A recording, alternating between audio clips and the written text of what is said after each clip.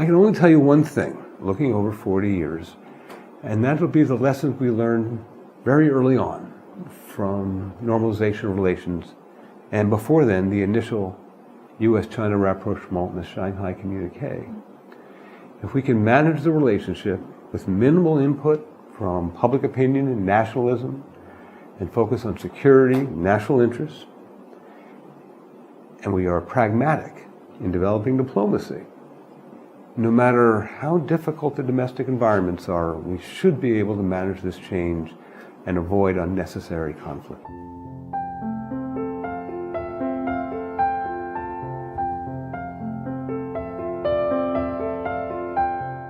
Well, at one level, it was a common interest against Soviet expansionism and giving the pressing urgency to respond to Soviet foreign policy. The United States and China had to find a way to put on the shelf their bilateral conflicts. But then at the level of diplomacy, we had leaders in both countries that were pragmatic and did not allow ideology or nationalism or domestic politics to get in the way of trying to solve important problems. So Richard Nixon had a career as an anti-communist, but he could be a pragmatic security person.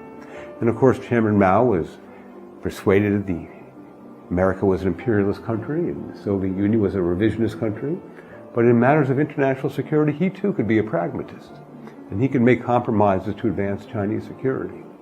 So it was pragmatism that allowed us to find a common way, a common road to cooperating against the Soviet Union. In the U.S. China context of the 80s and 90s, we learned that both sides were able to evaluate the necessity for compromise and negotiation on the basis of their own interests, and it was an interest internationally and an interest in bilateral stability.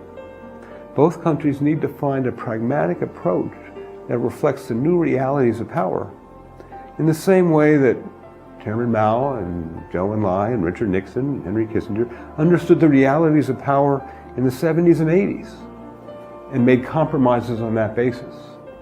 And today, as power relations are changing in economics and security, once again, pragmatism is required to evaluate the implications for security and economic benefit for mutual compromise. Chairman Mao once said that nuclear weapons were paper tigers, but Chairman Mao wanted nuclear weapons. He understood that nuclear weapons will contribute to Chinese security. Since the third plenum of the 11th Central Committee in December 1978, China began modernization. And one of the principal objectives of Chinese modernization was to make China more secure. Now, China was patient, and this was the wisdom of peaceful rise. The first Chinese business is to make the economy strong and to advance its technology. Don't waste money on defense when you would only be buying old weapons that were not very effective. And so for 30 years, China built its economy. GDP rose quickly, foreign investment technology rose quickly. And in about 2012-13, China said, we now have really good technology, and we now know how to build really good ships and aircraft. And China began to spend more money on its Navy and its Air Force.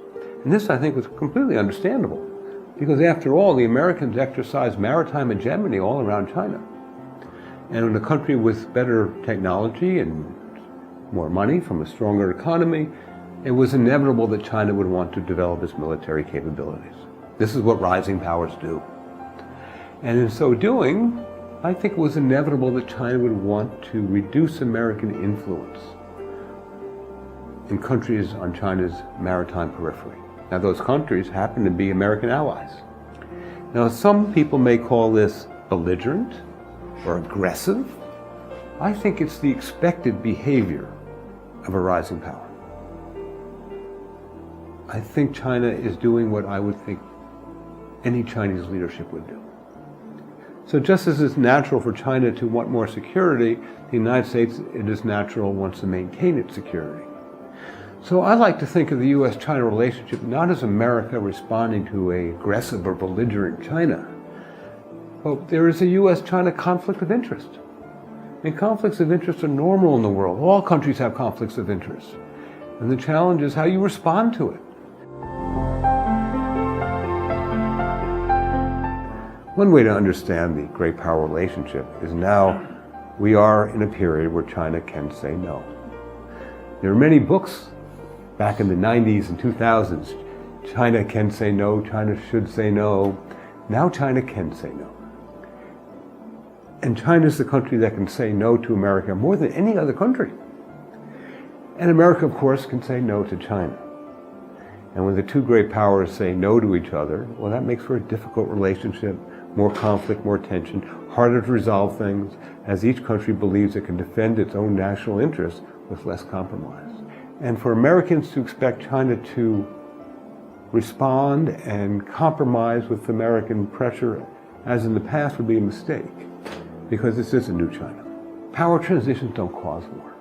They cause greater tension, they may cause crises, but war is not automatic.